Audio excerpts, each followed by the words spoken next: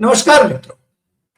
आज सीधे सच में हमारे साथ वरिष्ठ पत्रकार नागपुर से विवेक देशपांडे जी जुड़े। विवेक जी, आपका सीधे सच में स्वागत है। और जी कल से संसद का वर्षा सत्र शुरू हो रहा है और इसमें काफी कुछ हंगामेदार होगा ऐसा हमें लग रहा है। टीएमसी को तोड़ दिया है और पार्टियों को तोड़ रहे हैं और कैसे भी करके 2/3 बहुमत सरकार को बनाना है, क्योंकि उनको संविधान में कुछ बदल करना है। तो पता नहीं वो अपने साथ जोड़ लेते हैं या फिर कुछ सदस्यों को वो एब्सटेन करने के लिए या तो बाहर रहने के लिए प्रेरित करें, ऐसा लग रहा है। देश के समक्ष समस्याएं तो बहुत है। नीट के लीकेज के प्रकरण को भी तो काफी हंगामेदार रहा। कांग्रेस की एनएसयूआई और यूथ कांग्रेस ने बहुत 1.5 महीने से वो आंदोलन किया और बाद में हमारे तारणहार अमेरिका से लौटे अभिजीत दीपके और उनके साथ में सोनम वांगचुक भी जुड़े। और सोनम वांगचुक वो जंतर मंतर पर अनशन पर थे, उनको पुलिस उठा के ले गई। उन्होंने कहा कि हाईकोर्ट का आदेश है। आज सोनम वांगचुक की पत्नी गीतांजलि ने हाईकोर्ट में ये दरखास्त की थी कि उनको प्राइवेट हॉस्पिटल में शिफ्ट किया जाए, मगर हाईकोर्ट ने उससे इनकार कर दिया है। समस्याएं बहुत हैं और मगर इस सत्र में होगा क्या, क्योंकि कल से सत्र शुरू हो रहा है। देश के समक्ष समस्याएं बहुत है, मगर समस्याओं से लोगों का ध्यान भटकाने की कोशिश भी बहुत हो रही है। तो आप इस पर हमारे दर्शकों को बताएं कि कौन किसके साथ है और क्या होने जा रहा है। विवेक जी। अरे भाई, धन्यवाद, आपने मुझे बुलाया।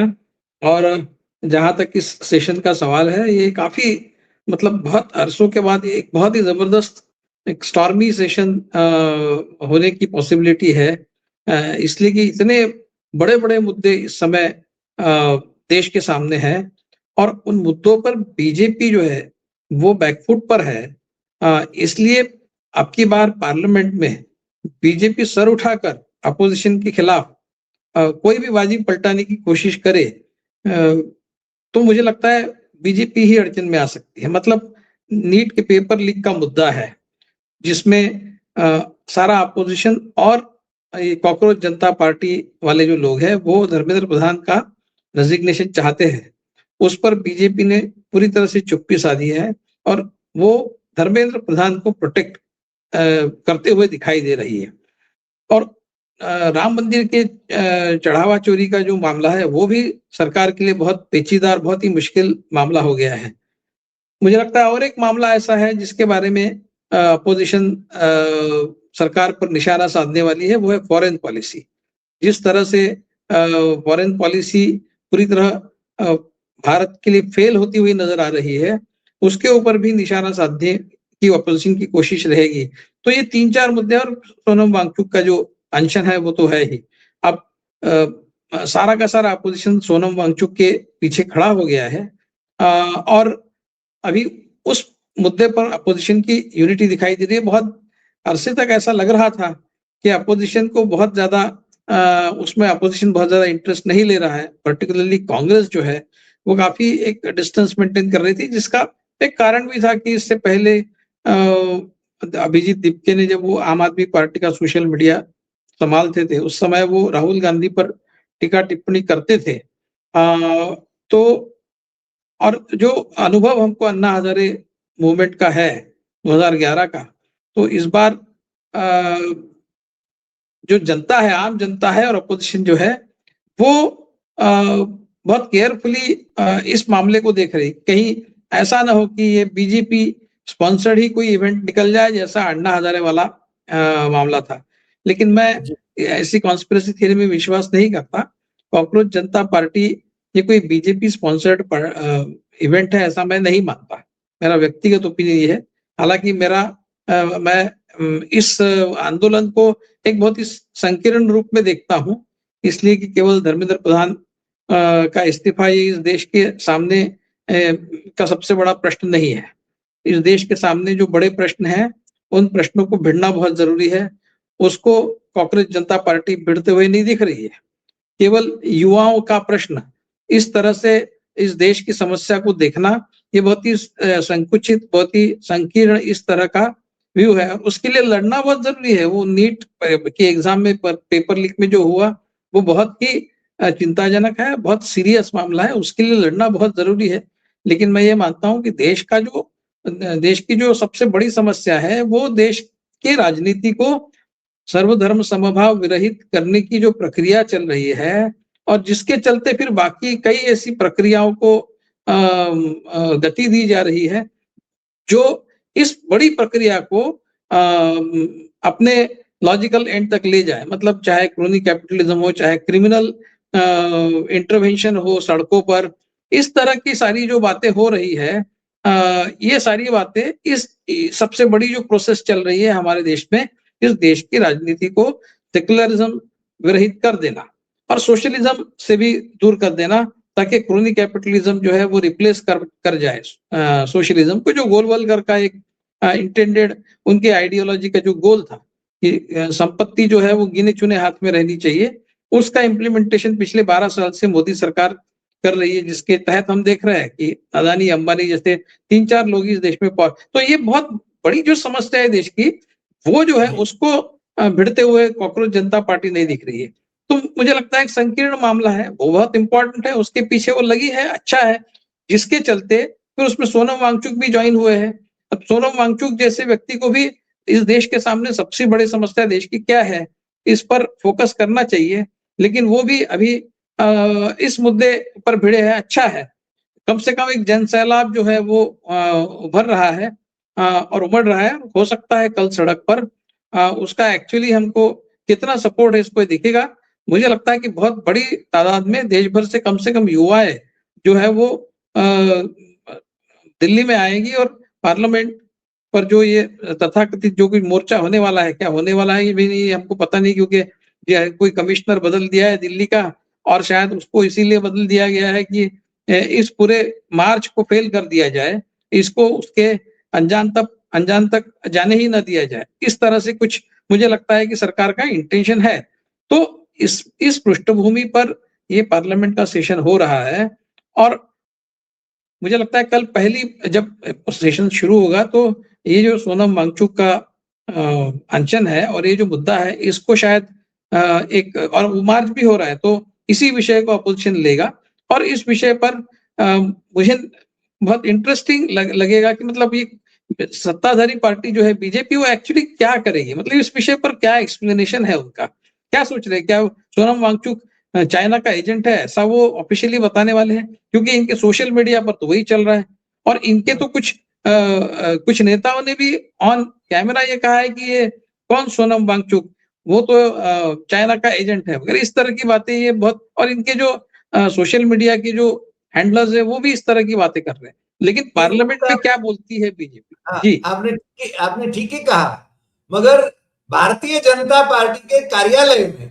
संघ के कार्यालय में चाइना की टॉप बॉडी जो है चाइनीज कम्युनिस्ट पार्टी की, उसके लीडर आते हैं तो वो किसी के एजेंट नहीं होते। और ये चाइना जाते भी रहे हैं, ये राम माधव वगैरह जैसे लोगों के नेतृत्व में चाइना में ये जाते भी रहे, और चाइना इनका आदर्श भी है, चाइना इनका आदर्श भी है, क्योंकि चाइना की जैसे सिंगल पार्टी सिस्टम, चाइना हो चाहे फिर नॉर्थ कोरिया हो चाहे सिंगापुर हो, ऐसे इस तरह की सिस्टम ये भारत में लाना चाहते, तभी वो शुरू से एकदम जो नरेंद्र मोदी कांग्रेस मुक्त भारत की बात कर रहे हैं, अभी तो अपोजिशन मुक्त भारत का प्रोजेक्ट इंप्लीमेंट कर रहे हैं। एक तो उन्होंने लगभग बंगाल पूरा अपोजिशन मुक्त कर ही दिया है, महाराष्ट्र को भी अपोजिशन मुक्त करने का प्रयोग चल रहा है, वो प्रयोग तो शुरू महाराष्ट्र से ही हुआ, बंगाल में तो वो अपने आप हो गया, उन्होंने इस तरह से कुछ माहौल बनाया वहां की, वहां अपोजिशन बचा ही नहीं। महाराष्ट्र में बहुत मुश्किल उनको बहुत कठिनाई से वो करना पड़ा, लेकिन किया उन्होंने। अभी भी महाराष्ट्र पूरी तरह से अपोजिशन मुक्त नहीं हुआ है, लेकिन वो लगे हैं उसमें। तो कहने का मतलब ये है कि चाइना तो इनका आदर्श है, तो ये चाइना के बारे में क्या कहेंगे, ये किसी और को चाइना का एजेंट बताएंगे तो वो बाजी उनके ऊपर भी पलट सकती है। तो अपोजिशन पूरी तरह से यूनाइटेड है इस मामले में, कम से कम ये नीट के पेपर लीक के मामले में अपोजिशन यूनाइटेड है। और जो लोग इनके साथ डिलिमिटेशन के बिल के मुद्दे पर जाना चाहते हैं, अब ऐसा है कि ये सारे मुद्दे इतने पावरफुल है कि ऐसे में डिलिमिटेशन का बिल इंट्रोड्यूस करेगी अगर बीजेपी, तो मुझे लगता है कि कहीं से भी तो कोई भी जो पार्टी उनको डिलिमिटेशन बिल पर अब सपोर्ट करने के मूड में भी आ गई है, आइदर वोट करके या फिर एब्सटेंशन करके, वो जी। पार्टी अभी ऐसे माहौल में, जबकि अपोजिशन, बाकी सारा अपोजिशन जो है वो नीट पेपर लीक, वांगचुक का अनशन और राम मंदिर की चढ़ावा चोरी, इस विषय पर बाकी सारा अपोजिशन जब बात कर रहा हो, ऐसे समय में कुछ गिने चुने अपोजिशन के लोग, मतलब उसमें एक एनसीपी बताई जा रही है, अभी हम उस पर कंफर्म तरीके से नहीं कह सकते कि एनसीपी बिल्कुल जा ही रही है बीजेपी के साथ, एनडीए के साथ, लेकिन उस तरह की चर्चा है। तो मुझे लगता है एनसीपी भी ऐसे समय में अगर कोई बीजेपी डिलिमिटेशन बिल को फोर्सफुली इंट्रोड्यूस करना चाहती है बाकी सारे विषयों को बाजू कर, तो मुझे नहीं लगता कि जो सपोर्ट वो अपेक्षित है उनको ऐसे कुछ पार्टियों से, तो वो अपोजिशन की पार्टीज उनके साथ में आएगी, क्योंकि जब माहौल पूरे अपोजिशन का राम मंदिर और नीट पेपर लीक के पक्ष में बनेगा, तो ऐसे में ये बहुत ही संकीर्णता का परिचय होगा। बाकी जो अपोजिशन पार्टीज है, एनसीपी हो चाहे डीएमके हो चाहे दूसरी पार्टियां हो, ये सरकार के साथ चली जाए तो उसमें मुझे लगता है उनकी ही नाक कटेगी। और एनसीपी को कोई जल्दी नहीं है, कोई जल्दबाजी नहीं है कि वो एनडीए के साथ चली जाए, क्योंकि एनसीपी एनडीए के साथ जाए ये एनडीए की जरूरत है, एनसीपी की जरूरत नहीं है, शरद पवार की जरूरत नहीं, इसलिए वो बहुत ही कूलली अपना कार्ड खेलेंगे ऐसा मुझे लगता है। आज जो एक ऑल पार्टी मीटिंग हुई जिसमें एक सिंबॉलिक वॉकआउट हुआ, उसमें एनसीपी भी थी, तो एनसीपी जो है वो अपना समय लेगी, उसको अगर एनडीए के साथ जाना भी है तो समय लेगी। पूरा अपोजिशन का जो एजेंडा है उस एजेंडे के साथ दिखाई देगी शुरू में, कम से कम राम मंदिर के मुद्दे पे, क्योंकि एक बार अगर एनडीए में आप चले गए तो आप राम मंदिर के मुद्दे पर फिर बीजेपी के खिलाफ नहीं जा सकते, फिर आप नीट परीक्षा के मामले में आप सरकार के खिलाफ नहीं जा सकते। जब आप सरकार का पार्ट हो जाएंगे तो इन विषयों पर आप सरकार के खिलाफ नहीं जा पाएंगे। तो मुझे लगता है कि एनसीपी कोई जल्दबाजी नहीं करेगी इस मामले में, सरकार में शामिल होना है तो हो जाएगी, 2 महीने के बाद होगी, 3 महीने के बाद होगी, क्या जल्दी है।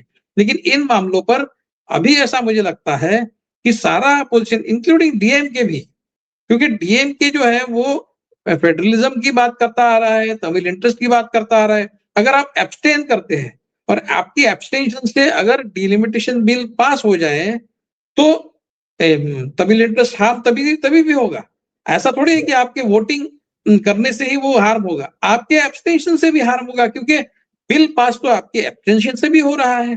तो डीएमके भी इतने आसानी से एब्सटेन करेगा ऐसा मुझे नहीं लगता। इनको जो नंबर चाहिए है 360 प्लस, वो नंबर इतने आसानी से इनको मिलेगा ऐसा मुझे नहीं लगता, क्योंकि अभी भी वो 30, 32, 33 कुछ ऐसे नंबर्स शॉर्ट है एनडीए, और इतने नंबर जुटा पाना मुझे लगता है कि बहुत मुश्किल है। तो डिलिमिटेशन आप 50% प्रोराटा बेसिस पर सारे स्टेट्स में 50% सीट्स बढ़ा दीजिए, ऐसा अपोजिशन, मतलब ऐसा डीएम कह रहे कि वो उसमें फिर अपोज करने की जरूरत नहीं पड़ेगी।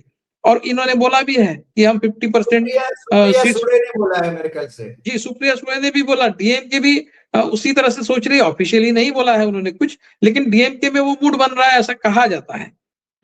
अब ऐसा अगर सरकार करती है 50% प्रोराटा बेसिस पे सारे स्टेट्स के लिए अगर सीट्स बढ़ा देती है, तो क्या डिलिमिटेशन बिल को प्रायोरिटी से इंट्रोड्यूस करके बाकी सारे विषयों पर अपोजिशन चिल्लाती रहे, सरकार डिलिमिटेशन बिल इंट्रोड्यूस कर देगी और उसमें एनसीपी और डीएमके सरकार के साथ चली जाएगी और डिलिमिटेशन बिल पास हो जाएगा।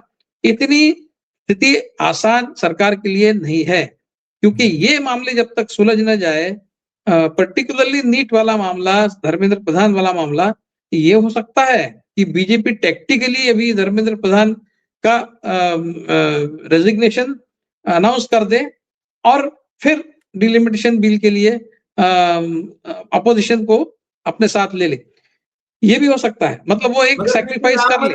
चढ़ावा का तो समस्या रहती है, फिर राम मंदिर का तो इशू रहेगा ही, तो राम मंदिर के इशू पे वो कम से कम ये तो कह सकते हैं कि हमने इंक्वायरी शुरू की, हमने कुछ लोगों को अरेस्ट किया है और मामला आगे बढ़ रहा है।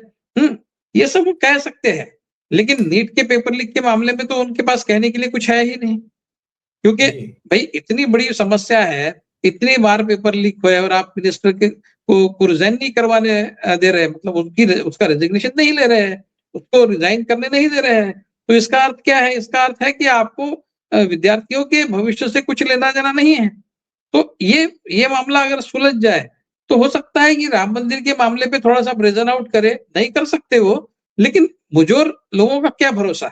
वो तो किसी भी विषय पर मुजोरी कर सकते हैं। तो एक बार वो सोनम वांगचुक का अनशन खत्म हो जाए और वो धर्मेंद्र प्रधान का रेजिग्नेशन हो जाए, तो अब हो गया भैया, आपकी डिमांड थी, हमने सैटिस्फाई कर दी है, चलिए आगे बढ़ते हैं। ऐसा कर डिलिमिटेशन बिल अगर वो सामने करते हैं, तो राम मंदिर के मुद्दे पर कैसे भी तरह से ब्रेज़न आउट कर देंगे और एनसीपी हो चाहे डीएमके हो, इनका राम मंदिर के मुद्दे पर तो कोई स्टेटमेंट नहीं है ना, कोई उन्होंने बहुत पक्का कोई स्टैंड लिया है इस मुद्दे पर, ऐसा हमने आज तक तो देखा नहीं। क्या डीएमके का राम मंदिर की चोरी पर कोई स्टेटमेंट आपने देखा है? उस विषय पर डीएमके हमलावर है, ऐसा मैंने कभी देखा नहीं। पिछले नहीं काफ़ी दिनों जरूर से नहीं। डीएमके हो या एनसीपी हो, जैसे कि मतलब उनको इस विषय से कोई लेना-देना ही नहीं है। तो नहीं कुछ-कुछ और दूसरी दूसरी बात यह है कि बीजेपी के साथ में जब वाजपेयी की गवर्नमेंट थी तो डीएमके बीजेपी के साथ में सरकार में थे, हाँ, तब सनातन का मतलब मसला नहीं था। अब हाँ, सनातन का मसला बीच में आया। अब जी, विजय जी, वहां जी। पर मुख्यमंत्री बना तो डीएमके को तकलीफ है। जी, जी। नहीं, नहीं, राम मंदिर के मुद्दे पर जितने पैशन के साथ बात करनी चाहिए, उतने पैशन के साथ में डीएम की बात नहीं कर रहा है, ना एनसीपी कर रही है। जी आप देखिए कहीं सुप्रिया सुले, सही शरद सही पवार का बात। कोई बहुत स्ट्रॉन्ग स्टेटमेंट मैंने तो नहीं पढ़ा। तो हो सही सकता है कि राम मंदिर के मुद्दे पर जो अपोजिशन की पार्टीज़ उतनी हमलावर नहीं है, हाँ, उनके साथ कुछ डिलिमिटेशन के बिल पर बात करके अगर डिलिमिटेशन का बिल वो पुश करना चाहे, तो वो एक कोशिश कर सकते हैं। लेकिन अब की बार सवाल ये है कि अब की बार सिर्फ कोशिश करना सफिशिएंट नहीं है। उनको ये इंश्योर करना पड़ेगा कि किसी भी तरह से वो जीत ही रहे हैं।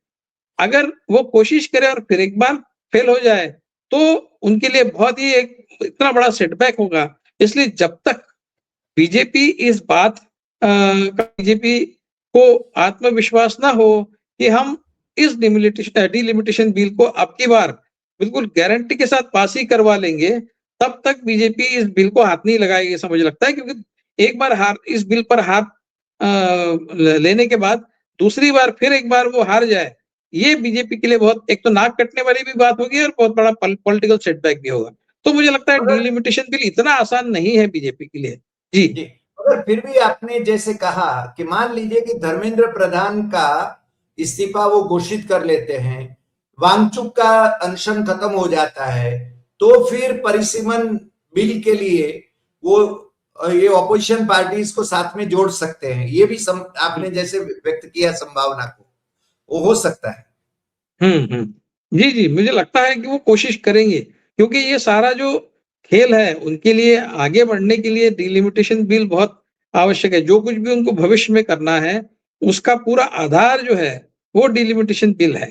तो उस एक बार वो उस बिल में जीत हासिल कर ली, क्योंकि मुझे लगता है राज्यसभा में उनको बहुत ज़्यादा नंबर्स की ज़रूरत नहीं है। 8-9 नंबर, 9 या 10-11 कुछ उनको लगते हैं, 9 शायद लगते हैं, 9 शॉर्ट हम्म, है।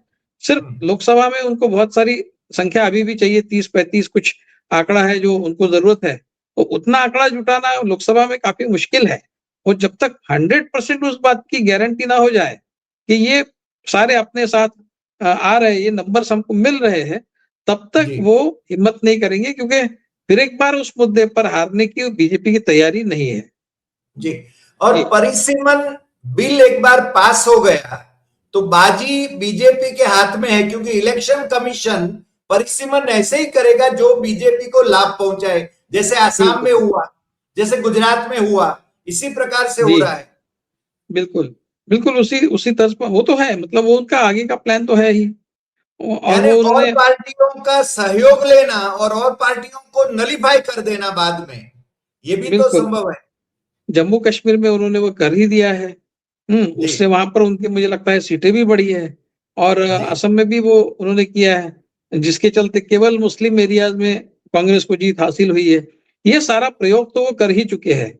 वो प्रयोग पायलट प्रोजेक्ट वो अलग-अलग स्टेट्स में करते हैं, जैसा यूनिफॉर्म सिविल कोड है, तो ये सारे उनके जो एजेंडा के आइटम्स हैं, उनके पायलट प्रोजेक्ट को अलग-अलग स्टेट्स में करते हैं, फिर उसको पूरे देश में इम्प्लीमेंट करते हैं। अब मतलब जो गुजरात मॉडल है, वो हिंदू राष्ट्र का जो गुजरात मॉडल है, वो भी पूरे देश में अभी धीरे-धीरे वो इम्प्लीमेंट कर रहे हैं मुसलमानों के साथ। मुसलमानों को जिस तरह से प्रताड़ित करना है, जो गुजरात में हुआ 2002 में, वही मॉडल जी, पूरे देश में धीरे-धीरे इम्प्लीमेंट कर रहे हैं। अब आगे जाके वो क्या करेंगे, मतलब जेनोसाइड करवाएँगे, क्या करवाएँगे, इसका भरोसा नहीं है। सही ये बात। कर भी सकते हैं। मुझे एक एक वक़्त ऐसा लगता था कि ये जेनोसाइड नहीं करेंगे, मुसलमानों के खिलाफ केवल कंट्रोल्ड वायलेंस करेंगे। लेकिन कंट्रोल का ऐसा है कि एक बार सड़कों पर झुंड के हाथ में मामला चला जाए, तो फिर सरकार को कंट्रोल करना मुश्किल हो जाता है।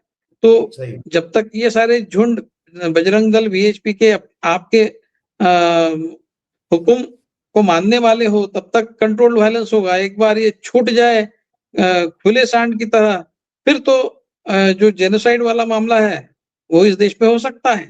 तो ये सही बात। मॉडल पूरा देश में हर एक चीज़ का पहले पायलट बेसिस पर इम्प्लीमेंट करना, उसके क्या परिणाम होते हैं वो देखना, और फिर उसको बड़े पैमाने पे नेशनल लेवल पर इंट्रोड्यूस करना, ये बीजेपी का स्टाइल ऑफ फंक्शनिंग हमने पिछले 12 साल में देखा है। तो ये सही कर बात। सकते हैं डिलिमिटेशन फिर जैसे उनको चाहिए वैसे, और उसमें से फिर मुसलमानों को कैसे सेकंड सेकंड रेट सिटीजन बनाना, सेकंड ग्रेड सिटीजन बनाना, ये भी वो प्रक्रिया को वो पूर्ण कर लेंगे, और उनको इलेक्शन में भी वो आपने ठीक ही जी, कहा। आपने ठीक ही कहा। गोलवलकर ने, RSS chief, second RSS chief Golwalkar ने बंच ऑफ थॉट्स में जो कहा था, शायद कुछ हद तक वो इम्प्लीमेंट कर रहे हैं। जी, जी, बिल्कुल, क्रोनी संपत्ति के कैपिटलिज्म बारे जो में भी और इसके बारे में मुस्लिमों को, जैसे सावरकर का था, वो जी, हिंदुत्व वाला नहीं जिस 1923 देश वाला सेकंड जी, क्लास सिटीजन बनाने का। नहीं जिस देश में प्रधानमंत्री जिस देश का प्रधानमंत्री ये कहता हो कि कपड़े पहनने के तरीके से पहचाने जा सकते हैं, ये आपकी भैंस चुरा लेंगे, ये आपका मंगलसूत्र चुरा लेंगे, जबकि मंगलसूत्र तो इन्होंने ही चुराया है राम मंदिर में। यही निकले चोर, भैंस भी इन्होंने ही चुराई है। हाँ, लेकिन अगर प्रधानमंत्री इस तरह की बात करता हो, तो वहां पर आम सड़क पर चलने वाला जो इनका फुट सोल्जर है, वो तो मुसलमानों के साथ कैसा पेश आएगा और कैसा पेश आ रहा है, ये हम सब देख ही रहे हैं। तो ये सही बात। बिल्कुल देश में पूरी पूरी तरह से एक अनाचार का माहौल और एक झुंड मॉबोक्रेसी का माहौल ये देश में ऑलरेडी बना चुके हैं, और उसको वो बहुत बड़े पैमाने पर अगर करना वो शुरुआत करे, तो मुझे आश्चर्य नहीं होगा। उससे पहले सही बात। अगर कुछ इनके खिलाफ कुछ हो जाए मामला, तो बात अलग है। लेकिन अगर ये इसी तरह से बने रहे सत्ता में, तो 2029 के बाद तो ये बहुत बड़े लेवल पर ये सब पूरे देश में करेंगे। जी। सही बात है। विवेक जी, आप हमारे साथ जुड़े और आपने जो चिंता व्यक्त की है कि 2029 के बाद में ये कैसे बर्ताव करेंगे यदि सत्ता में रहे, तो ये तो बहुत चिंता का विषय है। और मेरे ख्याल से ऑपोजिशन पार्टी, जो कि उनको अभी समर्थन करने की बात जो हो रही है, उससे तो वो अपने पैर पर कुल्हाड़ी मार रहे हैं, ऐसा ही हमें तो लग नहीं जी, जी। रहा है। नहीं, वो तो केवल अपना सर्वाइवल, जैसे देखिए शरद पवार का अभी सर्वाइवल का मामला है। वो अगर एनडीए के साथ नहीं जाते हैं, तो वो खत्म है।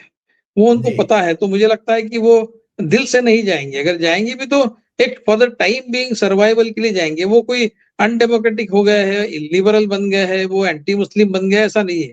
केवल सर्वाइव ज़्यादातर लोग तो इनके साथ में सर्वाइवल के लिए ही गए हैं। और सही बात। जब पहली अपॉर्च्युनिटी इनको मिलेगी बीजेपी से पल्ला झाड़ने की, तो वो पल्ला भी झाड़ लेंगे और वापस अपोजिशन के साथ आ भी जाएँगे। ये भी हो सकता है। लेकिन मुझे लगता है ये उस गलतफ़हमी में है कि ये कभी सत्ता से खारिज भी होंगे। जब ख सत्ता से खारिज होंगे तभी तो इनको बीजेपी से छुटकारा मिल सकता है। लेकिन अगर बीजेपी सत्ता में बनी रहे, तो फिर तो शरद पवार और उन जैसे लोग जो बीजेपी के साथ जाने की बात कर रहे हैं, उनका तो परमानेंट एक्जिस्टेंस बीजेपी के हवाले ही हो जाएगा। तो सही इस बात। भविष्य का भी उन्होंने विचार करना चाहिए। जी। सही बात। सही बात है। आज आप हमारे साथ जुड़े उसके लिए आपका बहुत बहुत शुक्रिया, और फिर मिलेंगे नए एपिसोड में नए विषय के जी, साथ। धन्यवाद। आपकी व्यस्तताओं के बावजूद आप हमारे साथ जुड़े और छुट्टी के दिन भी जुड़े, इसके लिए भी विशेष रूप से आपका शुक्रिया अदा करते हैं। जी, नमस्कार। धन्यवाद।